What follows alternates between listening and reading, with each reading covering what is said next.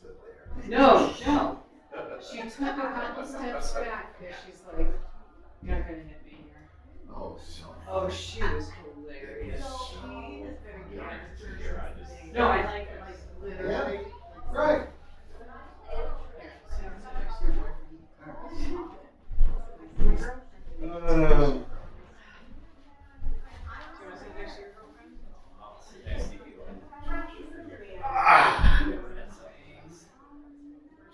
Today. Oh, you did?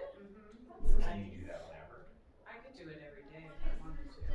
I don't like working from home. Because Josh is there. Or It's just, I mean, that's part of it. Not because he's there, but it's just, Could be your boyfriend there. too It's just distracting whoever. at home. You know? Well, if I were you, I would just want to make like a mug of tea and go in that cozy like nook and watch a movie. Well, yeah. Then you will get the work done. Yeah. I mean, there's days if I'm working at home where I'm super efficient and I get a lot of time. Can't you have Josh like bring you lunch and make it like better? I mean, what he does often. do you have to, like, are you dealing with other people you work with? Do you have to, like, Nobody works Oh, I from want to the see the office. picture of Pizza's family in the bombshell. Oh, yeah. Nobody works in the I office. didn't realize that. Has that been since the Since COVID. Yeah. Nobody works in the office. Really? Nobody.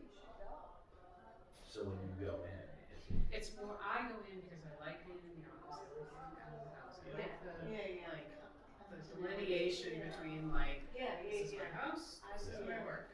I didn't realize you didn't have to go. No, I liked to, and during COVID, I liked it because, for that reason. Yeah. And because we do have a lot of work from Skype. Yeah. So, I've heard you talk about that. So all that like stuff. Like in the beginning, all the ice. well, we were concerned about like some for a couple times. There's a couple guys. There's something that we brought up. I don't know. This is Well, like, I've got my two favorites there. Okay. One is now. He's the one that race I'm like, tomorrow. unless you're doing something, you have to leave it in my estimation. These guys So, are two of our first. That's what happened. Is that at their house? Yeah. because they're good drivers. Apart. Right. Where's that be? He's in South America. Oh, this is Somewhere. Just there, but then in the bombshell. Yeah. I was amazed. I saw some pictures of the bomb shelters, maybe in the New York Times or something, and people have like tents in there, they're just like to empty, make like, their little Yeah. space, I Yeah. guess, and it looks like That's you have like a slot, like a Yeah. numbered slot. it turned into like when I saw him last time, it was awesome to see him. But I'm like, wow, you're like, there's not one shred of like liberal in you. He's like, no. He was like, give me one thing that Trump's done that isn't great. Like, it's like, I'm like, cool. He's very conservative. It was just so funny. I was like, I didn't engage with this stuff. I was like, well, I don't think he's done everything that's good. You know, Israel, he was just like, he's like, what do you guys do this test? It was so funny. I couldn't believe you didn't even get it. Like, I don't know. We just, I'm like, that's your opinion. Do you have more than the one? No, that's it. You know. I read an article that some like software developers are all started an app to try to connect people in bomb shelters so that they, because like, they have big communal ones Yeah. for like, Big. right. Right. And so it was like a way to have Oh, your you're stuff. funny. Yeah, it's like a whole thing. Like a dating app? Yeah, like, and people test out or something. Like, Hey, we may or may not, let's have some sexy. Yeah. Show you my shot. Have you seen my spot? Yeah. 263. I mean, it is us. No, I was saying I saw pictures of people. That was hilarious. okay. All right. Am I in the same spot? A little Whatever tight. you want. I would like your Yeah.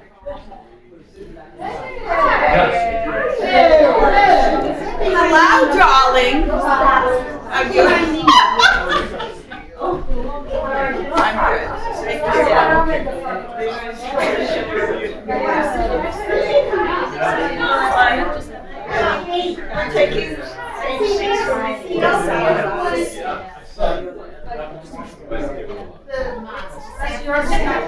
See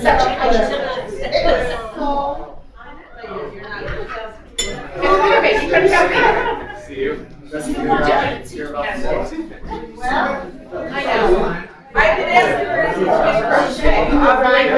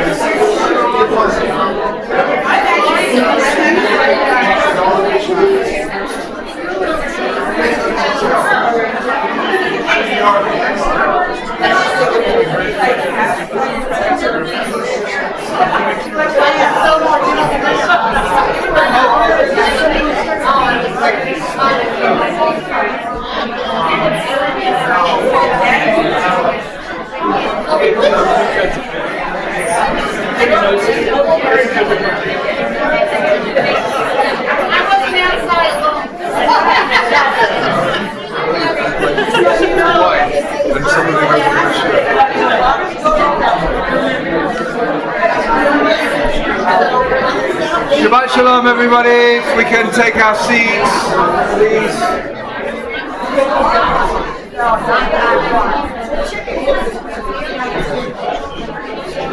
Usually you guys said sat last time. You guys said last time. You can stand when you're talking. Whatever you prefer. Have a lunch.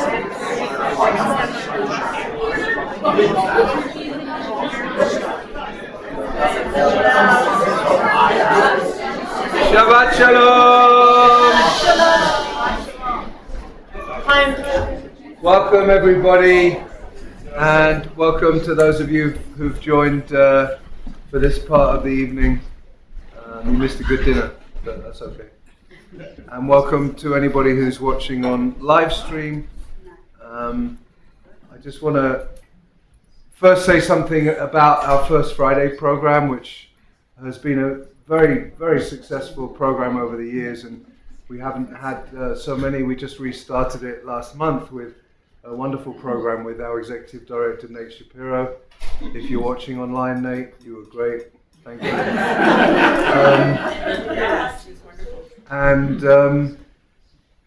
There won't be a First Friday in April because it's during Pesach.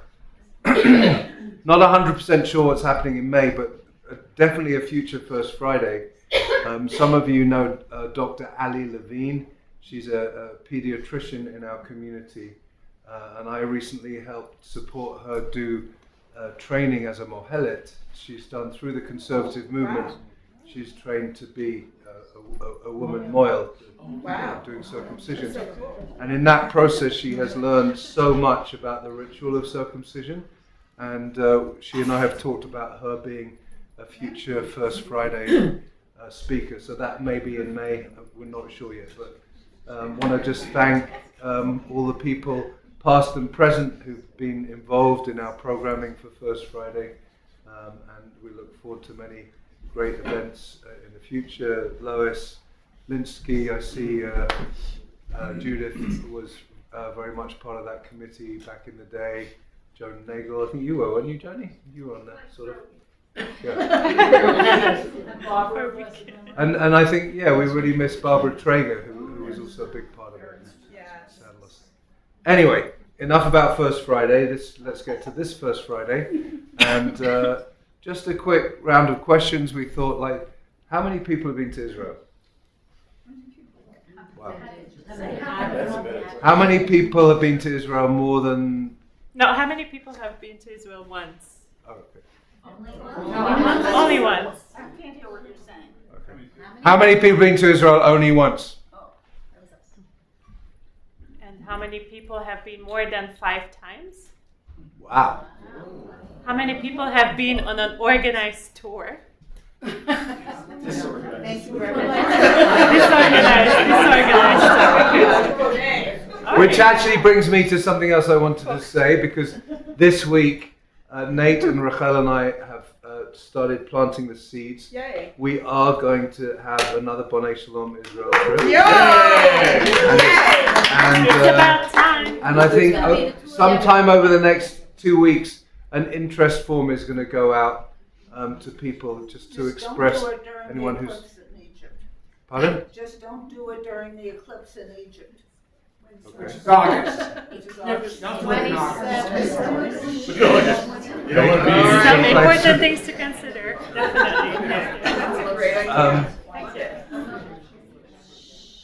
How many people here were on Bonei Shalom's only ever Israel trip? Woo! Woo! Yeah. I was adjacent.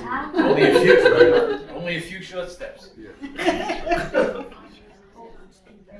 Is there other questions you asked? No, that's it. So, we just wanted to get a little sense about who's in the room. It's a little weird for me to introduce Rachel. Many of you have had a chance to meet her tonight. Hopefully you'll get to know her a lot better as she shares some of her story and some of her reflections on being a tour guide in Israel. So I'll introduce myself, and hello, and I really, really appreciate that you made it specifically for this talk, in spite of everything that's going on outside. Can you hear me okay? Yes. Okay. All right. Even I tried to speak louder. Okay. Yeah. I don't need to. No, you should. Okay. Another thing is, I'm sorry, English is fourth language. Sometimes I forget words, and also if third, actually, Hebrew is fourth. But anyways, if something is not clear, give me a signal, and there will be time for questions. So we'll respect that too. I trust that you will have some. So those who don't know yet, my name is Rachel, and I recently moved here. Sort of. It's kind of becoming official, but.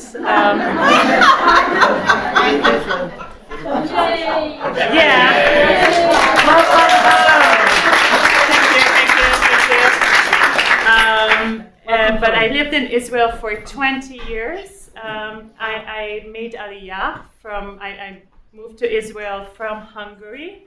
That was my previous country of residence. I lived there for 4 years, but I was born in Romania, Transylvania, some of which music you heard last night here, if you were here, and it was quite excellent. And I have to say, it was so surreal for me to hear something that I associated with a completely different place and a completely different time period of my life, but I grew up with, that was here. So it was just a strange. Just in case you don't know what Rachel was just talking about, last night we hosted in this room Zoe Aqua and the Transylvanian String Band, which was really an extraordinary night of music. And one of the musicians actually grew up in the same town where Rachel was born. Yeah. Sorry. Sure. Because I'm not sure my watch is. Okay, sorry, my watch just stopped, and I need some people to tell me there's no time. time on Shabbat. Yeah, I don't. Anyways, so you heard a bit about me. I lived for the first 10 years in Israel. I lived in Jerusalem, and that was quite an experience. I was 19 years old when I moved there, and just like every good European, I wanted to go straight to university. Who cares about army? That's just a waste of time. We need to study, and that was my approach. So I really did intense ulpan, Hebrew school or Hebrew language school, and 5 days a week. And then I got my Hebrew up in a year to be able to enter the university, but then I still had to do another preparatory year to start studying. I studied history, sociology, and anthropology. That was for my BA, and I have a master's in nonprofits. I wanted to change the world, and I wanted to contribute and work for an organization in Israel that makes change, that makes a difference. One of the organizations I was working for in Jerusalem is the Reform Movement's legal arm, Israel Religious Action Center. Some of you might have heard of it. And they do a great deal of things, a great amount of things.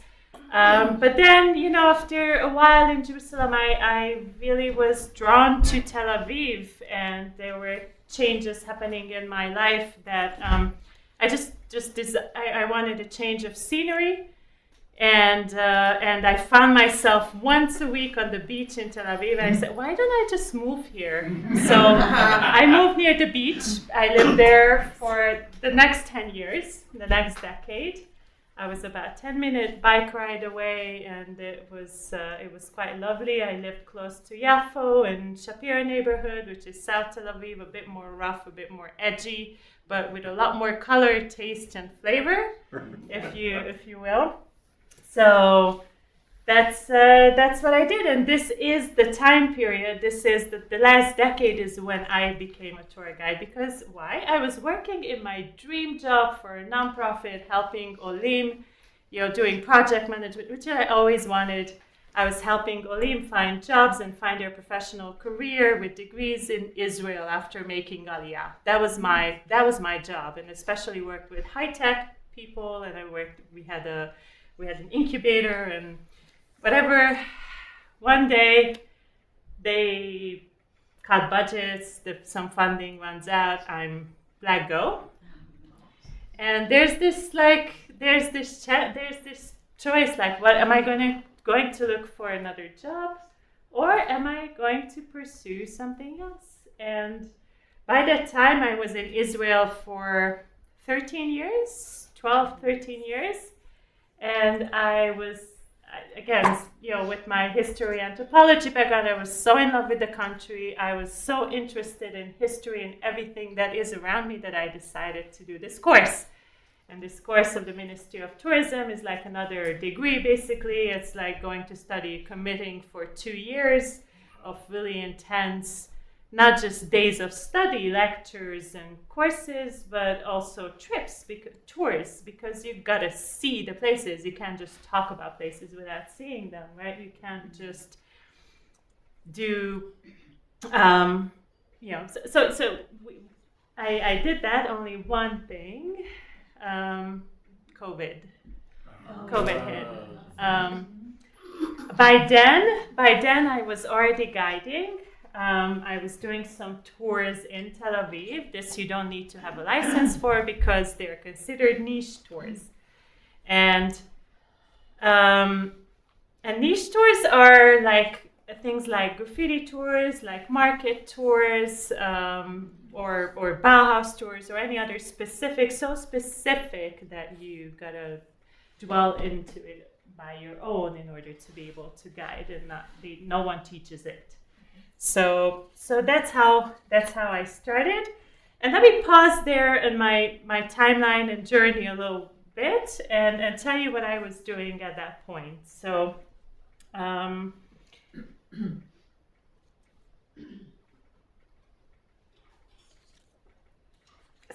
this week we celebrated quite a major holiday, right? We had Purim, and Purim was and always been huge in Tel Aviv, right? Not just nowadays, and not just the parties and everything that's going on. I basically see people in costumes for 2 weeks before Purim and after Purim, but there are parties and there are gatherings and workplaces, and everyone celebrates Purim, and you see adults and kids in costumes on the street the whole time. This is not necessarily the case right now, this year, but it has been in the past. So there's this very, very interesting way in which Purim relates to Tel Aviv as well. Tel Aviv was a fairly new city. It was established in 1909, and it was not a religious city. It was always a secular Hebrew city. Hebrew, bolded and underlined and everything. Hebrew, not Jewish, not religious. And what's the difference? Well, our Beit Mikdash in Tel Aviv is the Herzliya Gymnasium, the school. You study, you do arts, you live a full, empowered life that is Hebrew or Jewish, but not Jewish, not religious. Those who wanted to be religious, they moved to Jerusalem. Pretty much everyone else is in Tel Aviv. And that's what happened. But Purim specifically took a very, very important role in this. It was from the very beginning, from 1926, that it's only about 17 years after establishing a city, which was a township at that time. From 1926 on, they do these huge Purim parades, and it was more than a religious holiday. It wasn't a religious holiday necessarily. It was building an Israeli culture. It was building something that didn't exist before. It was a gathering for people, a celebration that had some association with tradition. However, it was more a carnival. And how fun it is to have a carnival. So it was called the Ad Lo Yada, and it was the biggest event every year that the people waited for, and that event specifically later inspired others. Do you want to explain what Ad Lo Yada is? Ad lo yada, yes, sure, thank you. Ad lo yada is a concept of Purim that you drink ad she'ata lo yodea, until you cannot distinguish the difference between Mordechai and Haman, the good and the evil. Okay, but ad lo yada is just an expression of like that's how this carnival was called. But also, not only the carnival, they also attached to it a different aspect. It was the first beauty contest in Israel, and every year they elected a Queen Esther. I wanted to show you the first one, and I'm going to pass pictures. I'm going to do this a few times throughout the talk. I'm going to pass pictures to my right and left sides, and you don't need to cross them. I'm just going to pass two to make it quicker, but you can look at the very first Queen Esther. This is Laila Chevkov from 1926.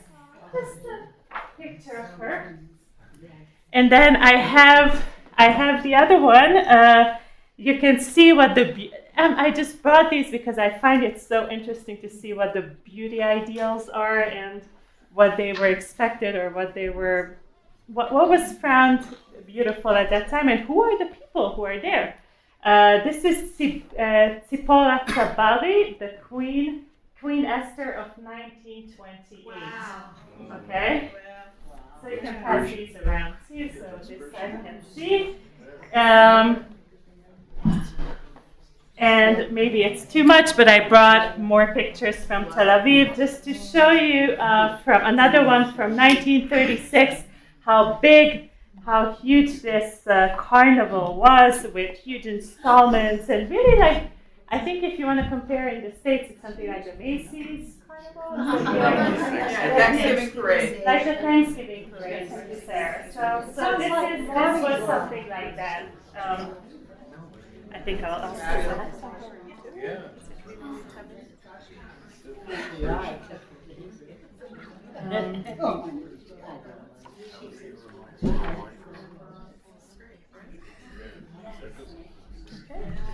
So this unfortunately ceased. It pretty much died off in the 30s, but Tel Aviv has always been known, and mainly because of this thing, has always been known as the city of carnivals, parties, Clubs. just what? Clubs. Clubs, of course, that is today.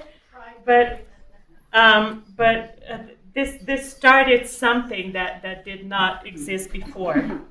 And another thing that I was doing in Tel Aviv, when I started guiding, it's tours, different kind of niche tours, and I started as a graffiti tour guide, and also did market tours like Carmel Market and Levinsky Market, and who here has been to the Levinsky Market? Levinsky Market. Levinsky Market. It's amazing. You're not sure. Most of you haven't, because that's like a smaller and way cool, but Carmel you probably know if you've been to Israel. So these are the kinds of things to also do in Tel Aviv, and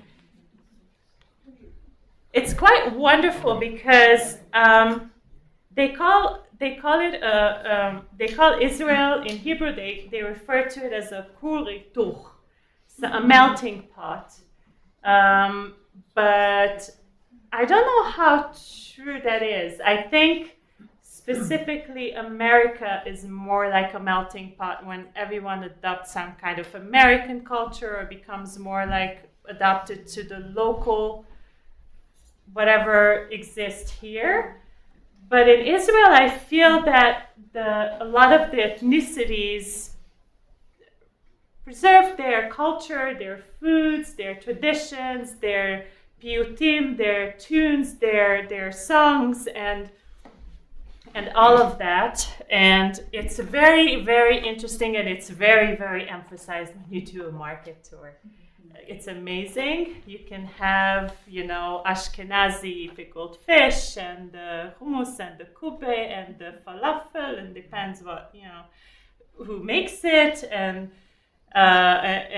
you can have the malawach, and you can have, and that's Yemenite, and you have the Tunisian, and you have the Greek, and you have the Turkish, and you have the Iraqi, and you have all of these, and they're all really, really, really distinct, and all really, really just unique on their own. So it was great fun. It was great fun, especially Arak was involved as well. So market tours were always something to enjoy. So this is one of the things, and the other thing I mentioned was graffiti. Again, Tel Aviv is the cradle of this whole thing of graffiti art in Israel. It started in the early 2000s, and you would be surprised, but Tehran is another capital of graffiti, and there are many more, of course, New York, and of course London, and all those places. But Tel Aviv is quite a big scene as well, and it's very interesting because, again, you have people from different backgrounds. You have Dati'im Leshavar, religious who became secular, and they want to express something about their Judaism on the wall. There are seculars who stayed secular. There are Muslims, there are Christians, there are Russians, and you have all these ethnicities.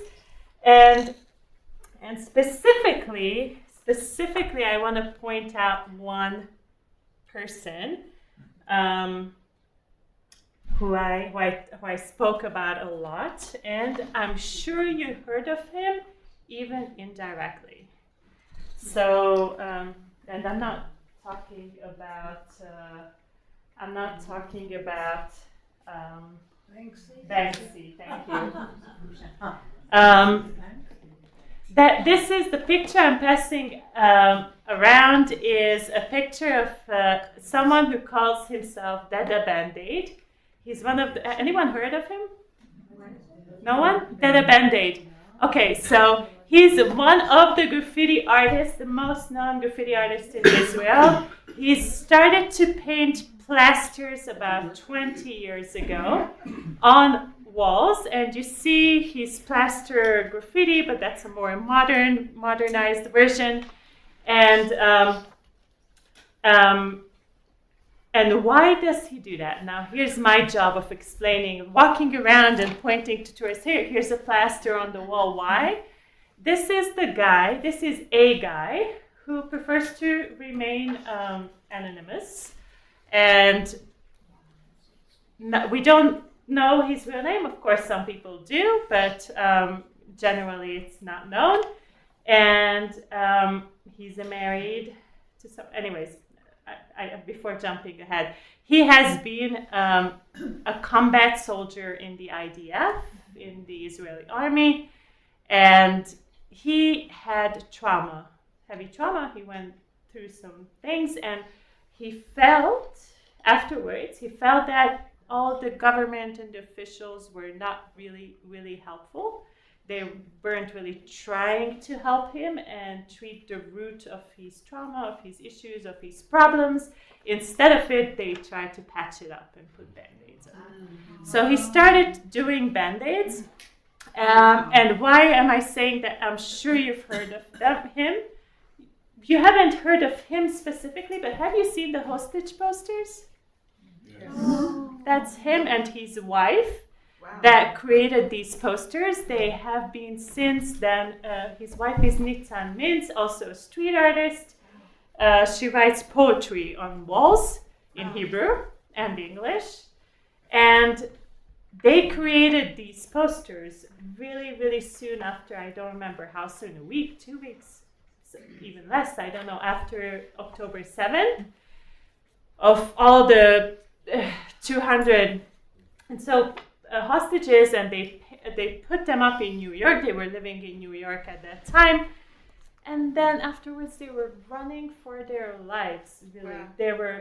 they had to move every 2 weeks. They received so many threats, and it was just scary. But they still, I believe, they're still in New York, and they're having the time of their life, and all is well if it ends well, more or less.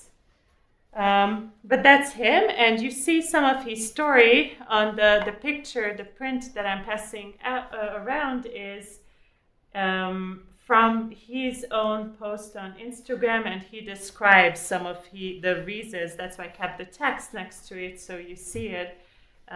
It's from April 8, 2022. You see some of his reasons why he's doing those things, and this was before October 7th. So I think this might be a good place to pause for a second and ask if you have any questions so far, not about things I haven't said yet, but about things that I have said and you want me to elaborate more on. Yes, Peter. One time when I was in Jerusalem on Shabbat, I was walking around. I went to the markets that were closed, and there was graffiti. Solomon Souza. Yeah, Susa, and they were amazing. You know, it's Yeah. just.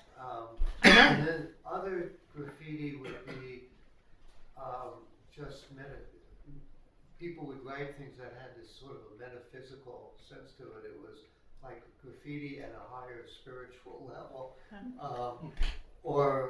I saw a big recycling bin, huge, and it said, recycle graffiti, something like recycle your mind, or something like that. Nice. I mean, it was graffiti at something that you wouldn't see here. It was graffiti that made you think. Yeah, that's exactly what it's meant to do. And Do you want thank to you. just summarize what Peter just said, because people on live stream Oh. have heard that. Okay, so in Jerusalem there are some very known graffitis. There's a very known artist. His name is Solomon Souza. He's a ex-Orthodox guy who made Aliyah from London, but his grandfather is from India and was an artist, and his mother is also an artist, and he's an artist. Everyone paints and is very colorful and very talented. So he painted more than 300 shutters in the Machane Yehuda market in Jerusalem. So when you roll those down, you see faces of biblical characters or famous Israeli characters. So that's him. And Peter also said that the messages are very often a social or something about recycling or something about a greater cause. And that brings me to a general summary of graffiti, because we have many people. I'm talking we in Israel. We have many people from many different backgrounds, but somehow always graffiti comes down to three main messages. One of them is political. Anti-Bibi, against Bibi, or with Bibi, Putin, and so on. The second kind is social, would be something that a cause, recycle, be a good human, I don't know, be vegan, be whatever, that you see a lot of times in Tel Aviv. And the third cause why someone would do graffiti and put something up on the wall is personal, right? So you went through something, you went through a trauma, something changed for you, and you want to express that personal journey. So these are the three general types of graffiti that you see.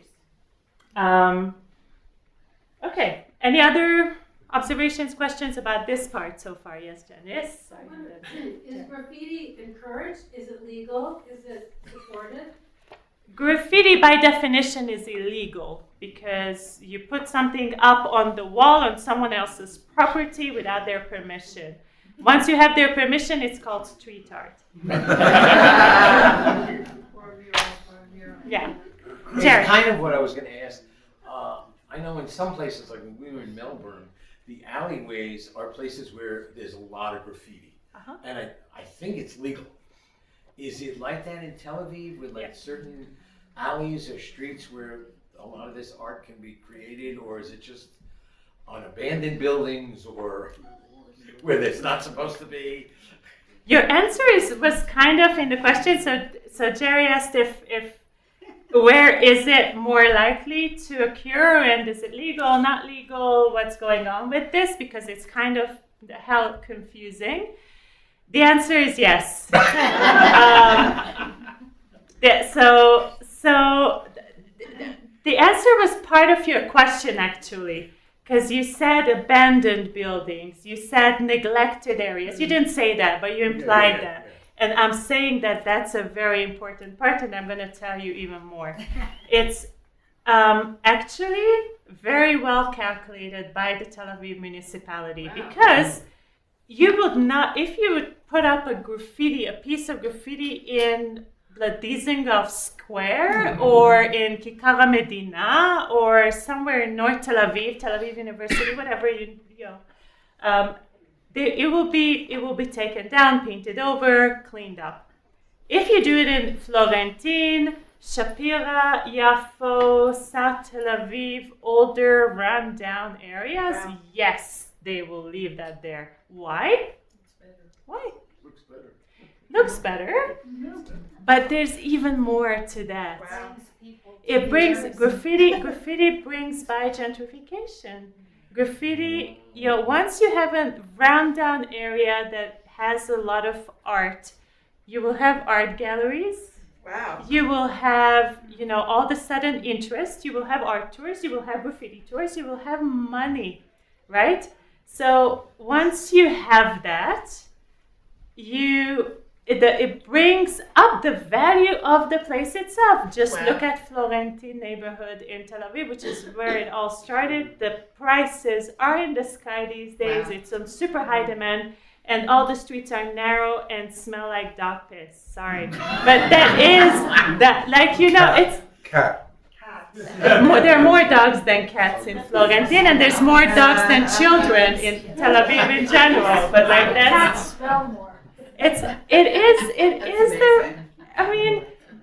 great. It's very interesting. It's beautiful, but the real estate prices and whatever happened to the area is just it brings up real estate prices and interest and value of property.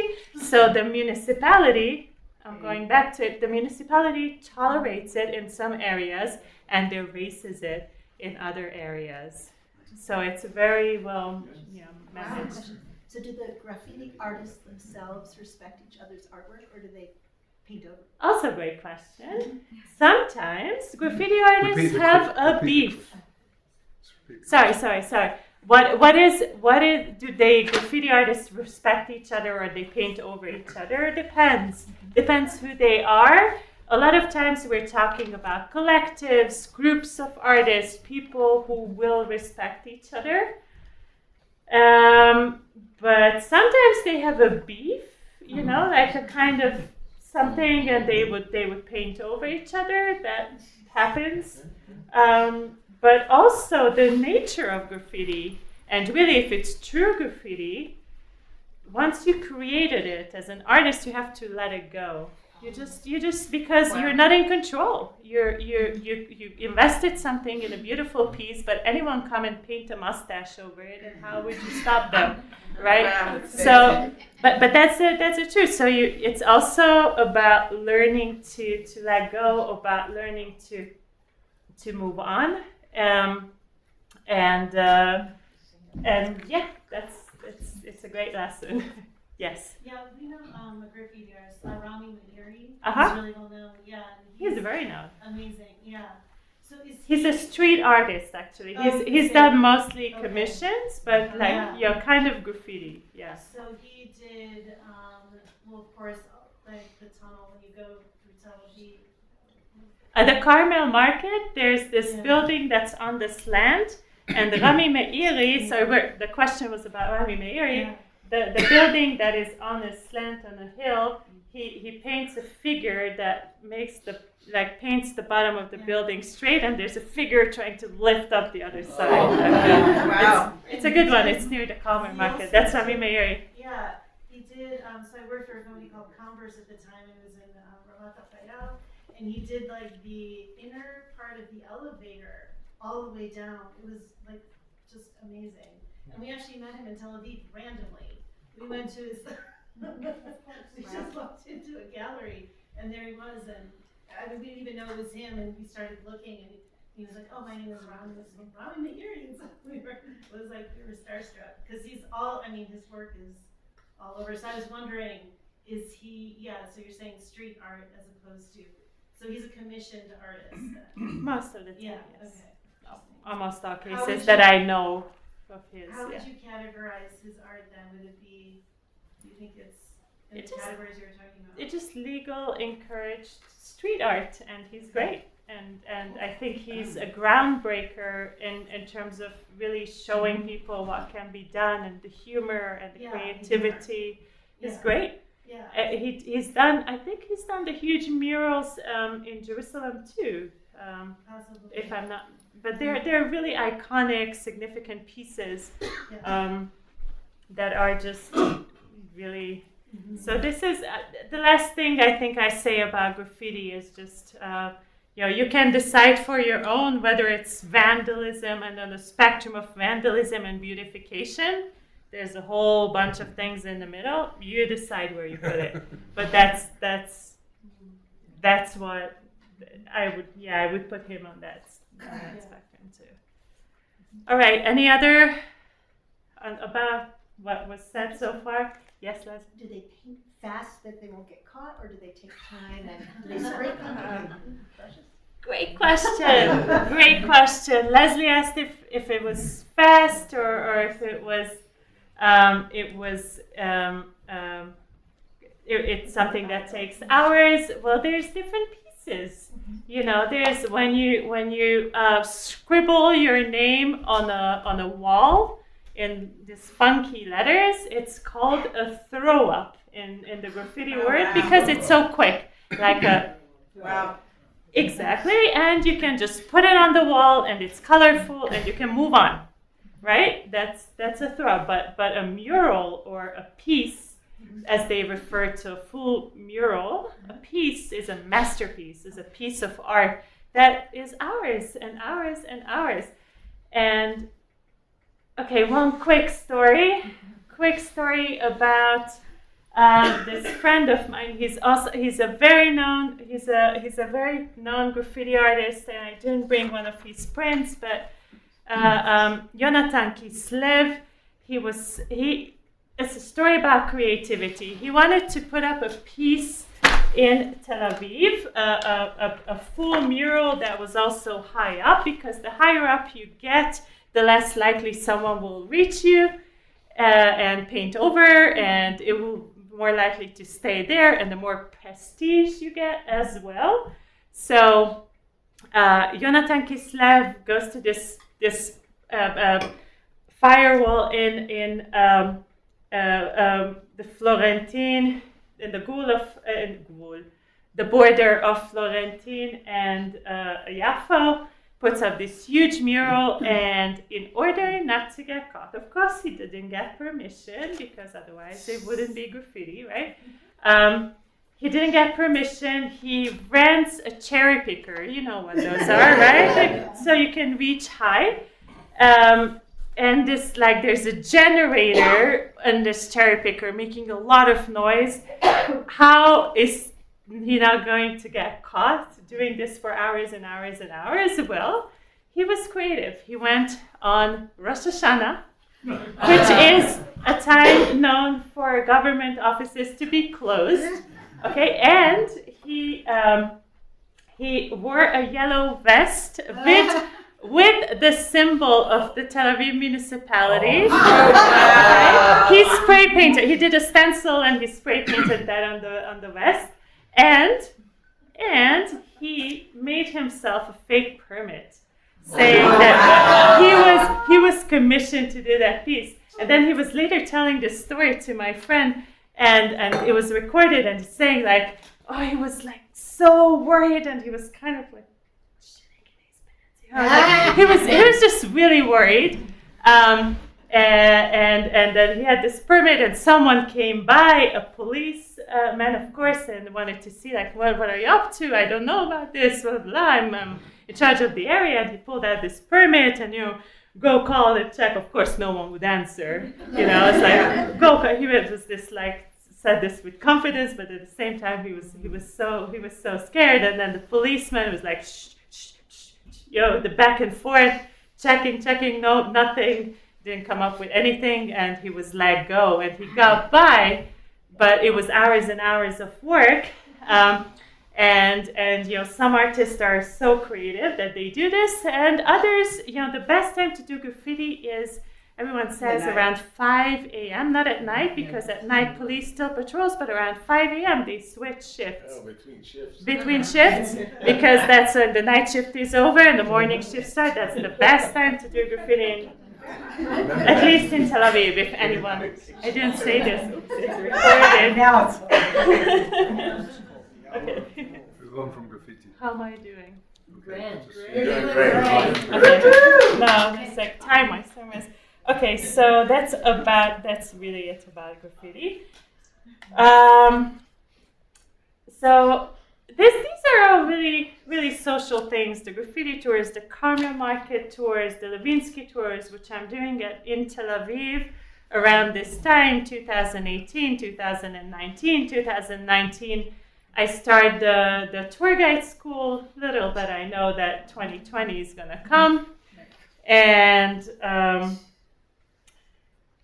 that was tough, because the course that was supposed to take a year and a half, it took 2 years or more, and we couldn't physically leave our houses, and we couldn't do tours, and the sites were closed, and it was all a very, very stressful time, obviously, for everybody, but for some people who decided to go into touring and tourism. Right, you can't be outside.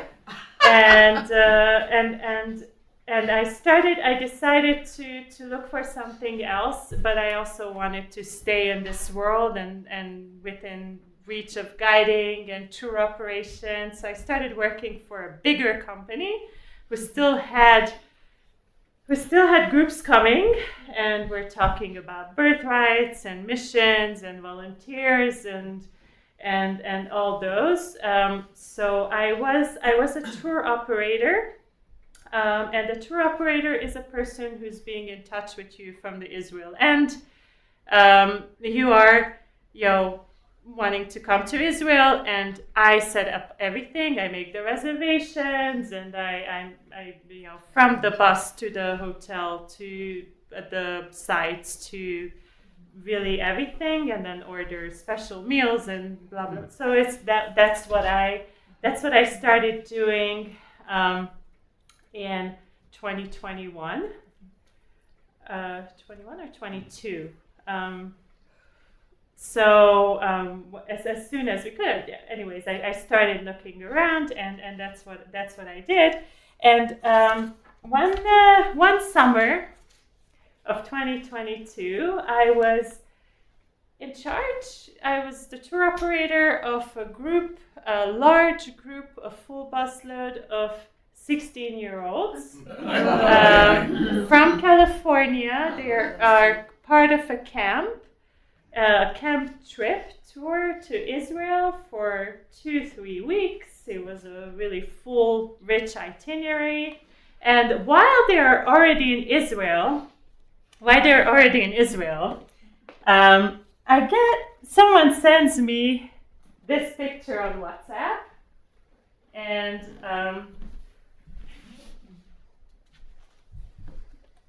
this picture is that group.